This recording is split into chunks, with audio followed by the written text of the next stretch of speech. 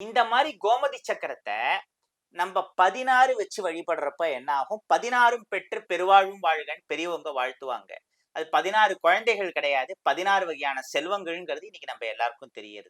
என்னன்னா, இந்த 16 கோமதி சக்கரங்கள வச்சு நீங்க ஓம் ஸ்ரீம் மகாலட்சுமியே நமகன்னு சொல்லி லட்சுமி மூலமந்திரத்த 16 தடவ சொல்லி 16 பூ அதுல வச்சாலே இந்த ஷோடச லட்சுமி கடாட்சம்ங்கிறது ஆக்டிவேட் ஆயிடும்.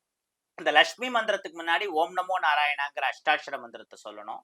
அப்புறம் நாராயண மந்திரம் லட்சுமி மந்திரத்தை சொன்ன உடனே ஷிம் சுபாயங்கிற கருட பஞ்சாட்சரி மந்திரத்தை சொல்லணும். அது எல்லாமே நாங்க கொடுக்குற கார்டுல இருக்கும்.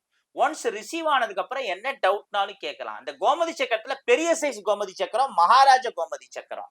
இது வந்து காஞ்சிபுரம் இட்லி சைஸுக்கு இருக்கும். உள்ளங்கை அளவு வரும். இதுனா வந்து ஒரு பீஸே 1500. இதையும் அதே மாதிரி 16 வச்சு பண்ணமான அவசியம் இல்லை. இத 16னா 1500 into 16 24,000 24,000 வரும். எல்லாராலையும் அவ்வளவு அமௌண்ட் பேர் பண்ண முடியாது. அது இது ஒண்ணு. ஒண்ணு வச்சே வழிபாடு ஆமா. பண்ணிக்கலாம். இன்னொன்னு, ஒரு நாட்டுக்கு ஒரு பிரைம் மினிஸ்டர், ஒரு பிரசிடென்ட். அந்த மாதிரி மகாராஜானாலே அங்க ஒருத்தருக்கு தான் வேலை. ஒரு நாட்டுக்கு 2 மகாராஜா இருக்க முடியாது. ஒரே உரையில 2 கத்தி இருக்க முடியாதுங்கிற அது மாதிரி. ரெண்டுக்குமே வந்து ஒரே மாதிரியான பவர் தானே சார்? ஆமா, ஒரே மாதிரி பவர் தான். வழிபாடும் ஒரே மாதிரி. வழிபாடும் ஒரே மாதிரிதான். பலனும் கிட்டத்தட்ட ஒரே மாதிரிதான். இந்த மகாராஜா கோமதி சக்கரம் கிடைக்கிறது ரேருங்கிறதுனால ரேட்டு ஜாஸ்தி.